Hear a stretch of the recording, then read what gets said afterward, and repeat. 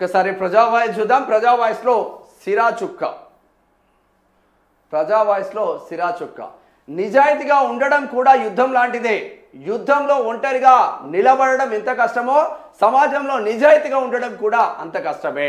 అలాంటి యుద్ధంలో గెలిస్తే వచ్చే ఆత్మ సంతృప్తిని మించింది ఏదీ లేదు.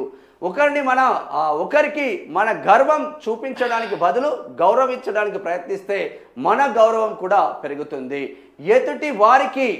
ఎదుటి వారికి అర్హత లేకున్నా సరే వారిని గౌరవించు. ఎందుకంటే నువ్విచ్చే గౌరవం నీ వ్యక్తిత్వాన్ని ప్రతిఫలిస్తుంది. ఎదుటి వారిది కాదు. అసూయతో బతికే వారికి సరైన నిద్ర ఉండదు. అహంకారంతో బ్రతికే వారికి సరైన మిత్రులు ఉండరు. అనుమానంతో బ్రతికే వారికి సరైన జీవితమే ఉండదు అంటూ మహేష్ యాదవ్ త్రిపురారం నల్గొండ జిల్లా నుంచి రాసిండు. ఏంది? అసూయతో బ్రతికే వాడికి సరైన నిద్ర ఉండదు, అసూయ. అహంకారంతో బ్రతికే వాడికి సరైన మిత్రులు ఉండరు. అనుమానంతో బ్రతికే వారికి సరైన జీవితమే ఉండదు అని జబర్దస్త్ గా రాసిండి. 3 లైన్లు మంచిగా రాసింది.